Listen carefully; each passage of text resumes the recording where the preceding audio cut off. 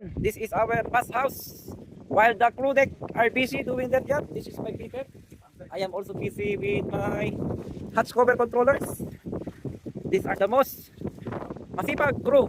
Jincheng, shout out to my friend there. Hello, my friend. How are you? You are so very working hard. Okay. What are you doing there? Fixing. Oh, Fixing, yes. yeah. Okay. Here I'm busy doing my job here. Oh, look, this is my job here. So, hey guys, this is my Siemens logo, model 230 RCE, and we have extension module DM16230R, DM16230R. So, this PLC is known as programmable logic controller with input side on the upper part and output side on the lower part. So, if you want to know the version of this, you must press the escape and then you can go on the diagnostic and then press OK. This is the software. You can press this scroll arrow going to the right and enter the firmware version. My firmware version is 1.83.02. Go back, press escape and then escape again. You will also the hardware. This you must need to press. And from here we will know your MAC address. And the MAC address is this one. Okay. MAC address HCF3-19-98-80-80. So you can again press the escape. You will see also the EM status. This is your diagnostic from which we have number of EMS 2. EMS means extension module, module 1 and module 2. And we have inputs 24 and we have output 20. So this is the output. I have here 1, 2, 4 and I have here 8 and 8. So I have 16 plus 4. I have 20 output. Analog input is 0 and I have here pressing this one to check. So press escape. You will see also here the tools. You can ping from which you will know the IP address of this programmable logic controller. My IP address is 192.168.00.002. This is normally used when you are going to upload and make a backup file on your PLC program. Down you will find that there is a RD45 connection from which you will insert your laptop to do a program for it. You would notice here I have PLC 1 and input output 1 and 2, and also I have PLC 2. This is the one with output 03, and its outputs and inputs have different functionalities for my hatch cover automation and control. So this is 230 RCE, that is the PLC 1, and I have here 230 RCEO, that is for my PLC number 2. So in normal operation, those light green must be indicated green, but now I have the red color lamp for PLC. So some functions of this are no longer operated. So I need to find out ways how I can jack up the motor for my hatch cover for us to be able to operate our hatch cover. So by the way, this is our brake resistors. We have the variable frequency inverters, we have the brake modules, we have the transformers, and we have relay for jack up 1, 2, 3. I have also relay jack up 4, 5, 6, 7. So what I need is to energize jack up 1, 2, 3, 4, 5, 6, 7 to perform and operate my hatch cover. Guys, this is our wiring diagram from which you will find that there is 0.75 1.5 ampere jack up motor supplied by this contactor MCU1 and MCD1. MCU1 means up, D1 means down. So I need to trace all these relay from which and where the signal is coming from. I have here jack up 1, 2, 3, 4 up to 8 means I have jack up motor 8. So I'm focusing now on my PLC1. This is PLC1 with extension module 1 and extension module 2. So as you would notice here, my PLC1 is intended for jack up number motor 1 to 8 to control the motor to jack up and order the motor to make a jack down. And this is the one what I need. As you would notice, this is PLC extension module number 1. And in here you will find that I have this MCU1 means up for jack up 1 with contactor wire 701. This is for up. For number 2, I have this 711. 3, I have 801. For 4, I have 811.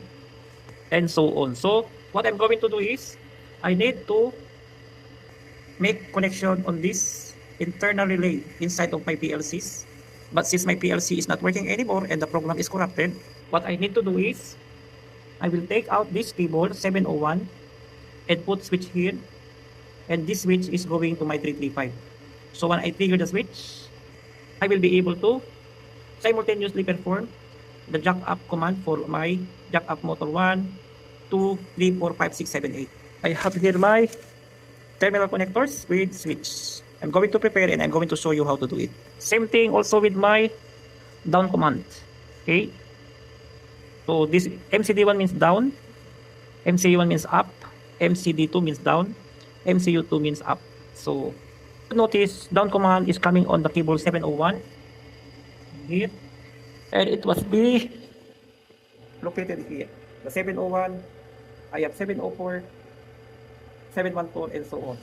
For us to take this 701, 711 for down, on my PLC station module number 1, this is 701, and this is 711. So I need to take this one to do the up, the down commands. Guys, this is my internal automation and control starter for my hatch covers. So I'm going to check the cable from here PLC going to my individual relay. So I'm going to switch off this power. So I'm going to remove this cable cover, and then guys, let me tell you something for you to understand where is the power supply for my relay jack up number 1 motor are coming from. So I just trace it out. This 701, as you can see, there is 701 cable here from the Q1. Then this Q1 have 701 output relay power supply, taking the power when this Q1 1 and 2 is closing. So the electricity will flow from 1 to 2 going here, and then it will proceed on this 701. I put yellow mark, then it will pass through on a normally closed contact. This red one is for jack down, but here it will flow, then going here in 702, and then from the 702 the cable passing through here.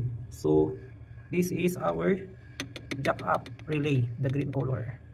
Same thing when I order the PLC, if I have input here ordering to make a jack down. So jack down is coming on my PLC output Q2.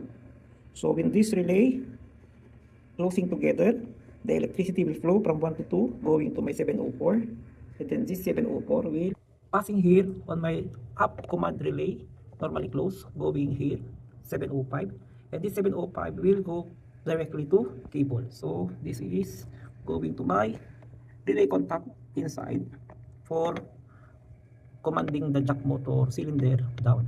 By tracing it one by one, better if you have multimeter, so you can connect this red on the 701 going the 701 here, okay, and then here, and then going to this connection. See, so the path from this 701 going to my 701 here with normally closed contact on the down relay command passing to 702 here is directly going to my up relay command for jack up motor. So verified that the cable from my relay going to my PLC is complete. So I will do the same thing from here to relay, from relay to my PLC, and then we can prepare wiring on it. Guys, I just disconnected 801, 701, 711 and 811. Since this is order command to do down movement of jack up motor, so I'm going to use this one red color terminal log blocks. So this is how I just rewired this PLC output. I just take all the yellow 801, 701, 711, 811 on Q1, Q4, Q3 and Q7. That is for my downward order command for my jack up motors. and this blue is coming on the Q2 and Q4 and also Q8 and Q number 6. So I just take this cable red connected together. I just passing through here, going to my another PLC here. I just connect this red with this cable, and then I just make connection on the 335, which is the common wire. So I will bring this cable all through to my switch, and then the other end is being here. So I will connect this together with this one. So once we do connect like this, once we switch this one, this jack relay up will be activated together. So we will be able to operate the jack up motor. Note the red, I connect the red is for jack down motor, and for the blue one, once this is triggered by this cable going here, it must be here, and this another black cable connected to my switch. Once it is passing an electricity here, that is terminal 335, see, you will able to command the jack down command. We will see, and I will show you how I will fix this one. So guys, this is my switches. Switch number 1 with black color wire, and this black color wire is intended for my jack up motor output relay for the PLC 2 extension module 1, and another here I'm going to connect this blue wire for my PLC 1 extension module number 1, and I'm planning to connect this blue color wire here and here together with my black color wire switch. So I will position this switch somewhere for up motion or movement here, and another switch with red color wire, I position it here. So this red color wire will be connected on my PLC output C1 extension module 1 with red color wire, and PLC module C1 with extension module 1. So I have to separate cable color coding, red for my jack down and blue color wire for my jack up motor command. So I need electrical drill here, so I will put some hole here to properly install these switches. Okay, yun, what's up guys? So bali i-drill natin yung switch dito ng hot scooper, mga kaibigan. Shoutout pala dyan kay kaibigan ko si Sir Romilo. Yan, siya yung kumukuha ng video. Mamaya makita niyo yung mukha niya mamaya. Si Sir Romilo. Napakasipag yan. Itong masipag namin na Christian. The Kaya best to. Di talaga nagkamali si Ma'am Wilma. Siya lang nagkamali. Mga kaibigan, Oh. dapat suspatan niyo muna yung mga kaibigan. Bruno. Yan. Oh. Yan. Ganyan lang pag-drill mga kaibigan. Sakto. Oh. Sakto na mga kaibigan. Oh. Yan, minidrill yan na kaibigan. Yan. Yun. Ito rin mga kaibigan. Lalagyan natin ito ng ano. Parang wala ka tapos magpagano. Oh. Yan. Oo, pag wala kang alam, balda ka dito. Didikit ka dito. Eh, ito, expert ako si Christian eh. Ay, nabubuhay ko sa pagpapit, sir? Ha? Yan mga kaibigan. Bali. May forma na tayo. Hahabulin na lang natin ito mga kaibigan. Yan ang mga smart. Smart ba? Oh? Dapat dahan-dahan lang kasi pagkakado mabilis mga kaibigan. Tapos katulad tayo ng build. Ano, lalo lang mga kaibigan. Okay? Ano ka? Okay. Tigil mo na siya. Meron ako ba? Yan, si Christian oh. Dito kami oh. Tumitingin lang oh. Okay na, gumawa na mga kaibigan. Thank you. Shout out dyan sa dalawa kong kaibigan yan. Thank you. Hatch cover operator expert. Ayun naman. Shout out. Shout out, shout out, shout out! Galing, galing. So guys, now I just cut these two cable for the red, and I just splice this two cable. Take note that this red is for jack down command. So to do this, I just twisted this cable like this and then like this. Take note, while doing this job, you must need to switch off the power circuit breakers so you will not be getting electrocuted. It is very important when doing this job. You must need at least active presence of mind. So here I just splice, and then I'm going to use my cable connector. This is my cable connector, so we can insert this cable like this, and you must need also an appropriate kind of screwdriver. So here on board, since I just come here earlier, I don't have yet good tools. So this kind of tools normally not advisable for electrical work. But I made a requisition and hoping that the company will supply me my ordered tools. So I have a proper tools in doing such electrical job like this. So here I have one red cable. I'm going to cut it again like this, so we can remove this insulation outside, and then I just bend this little bit like this, and we can insert it here. So I'm just completing now my wiring modification to bypass my non-working PLCs. Take those programmable logic controllers. When you are on board, sometimes it may fail, and if you don't have this what you call spares or program software, you cannot reprogram the programmable logic controller. So I also ordered this ComSoft software with laptop and the adapter cable for my PLC logo 230 RCE. Okay, this 230 RCE is a programmable logic controller CPU from which we can upload the program. We can do program with your PC laptop, provided that you have the what you call program software. So we as ETO, ETR, electrician on board, we must need to familiarize with the inputs and output functionality of our PLC. So when times comes and you encounter trouble like this, you will be able to fix and you will manage to operate the equipment with the absence of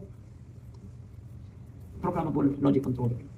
But take note, in doing this, you must need to make sure that all of the safety devices, interlocking system are operational. So once there is a fail, still your electrical system is working in safe condition. So I put here electrical tape, and also here we can put here some electrical tape, so we will minimize the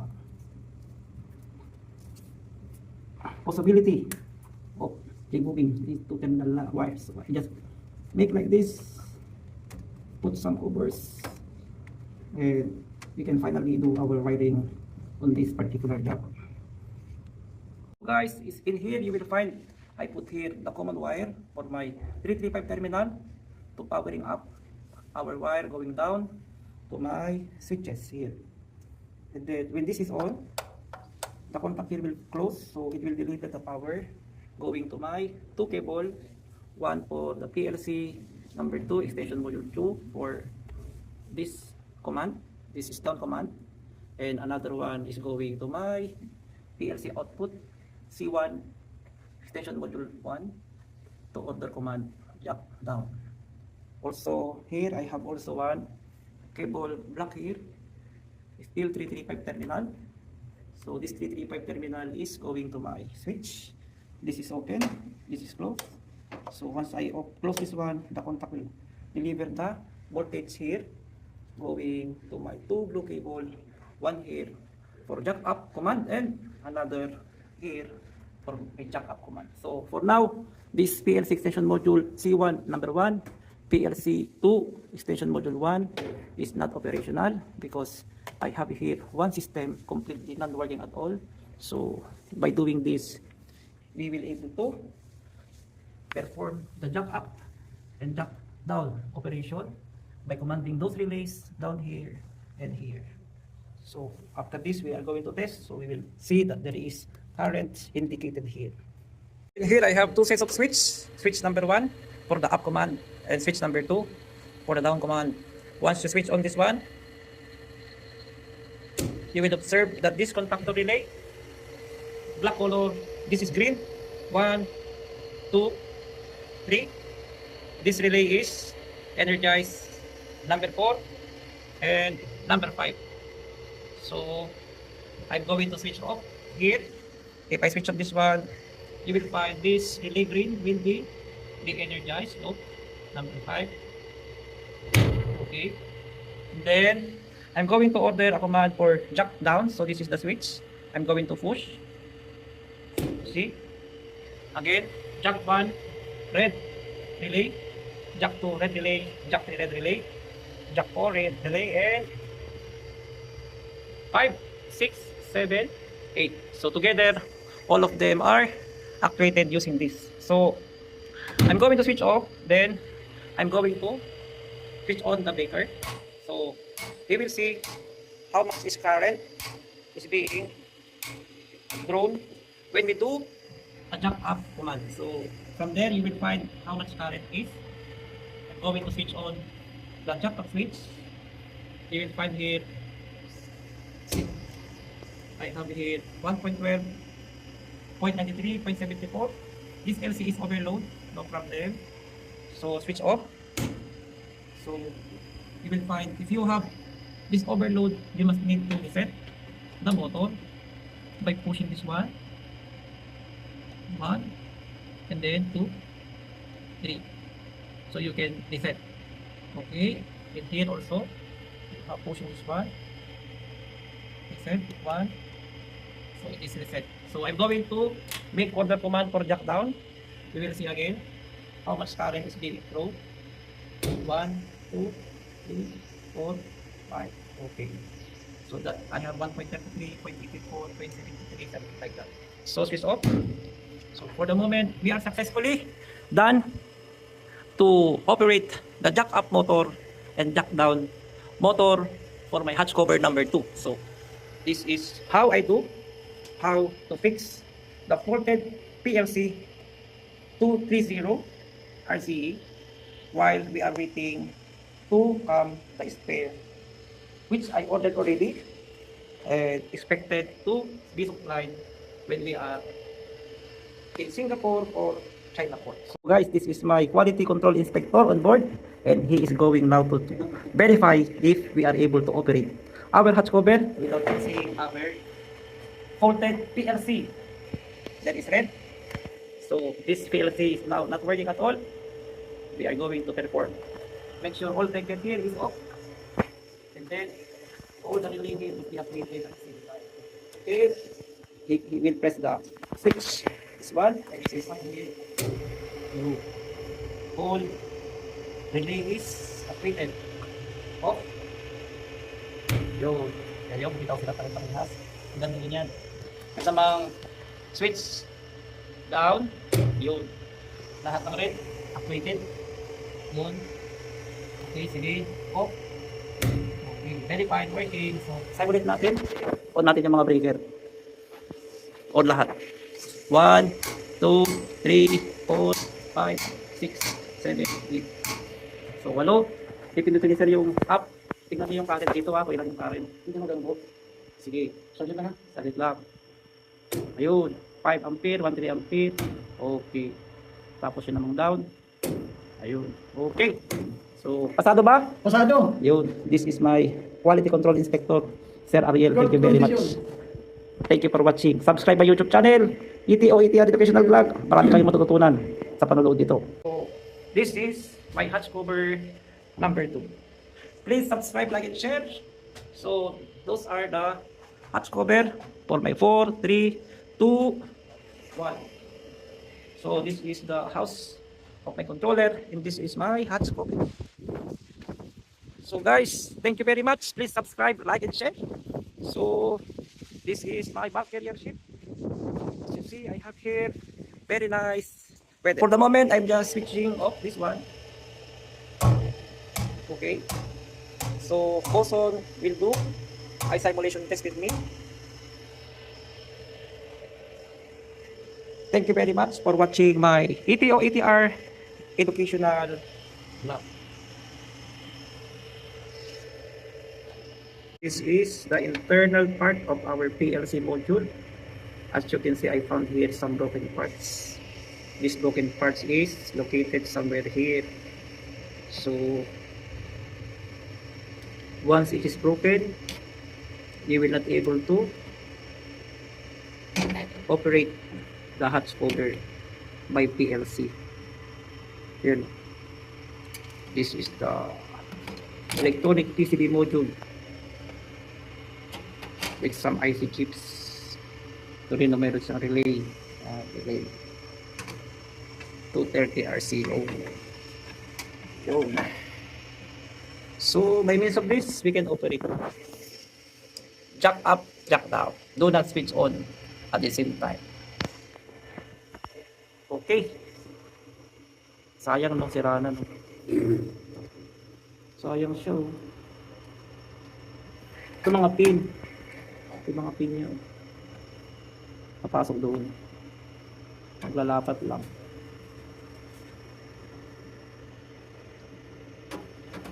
Ito meron tong gold. Gold plated. Guys, so yung insertion is lock. Ito. Nakatapat yan dito. So, pag pinasok natin ito,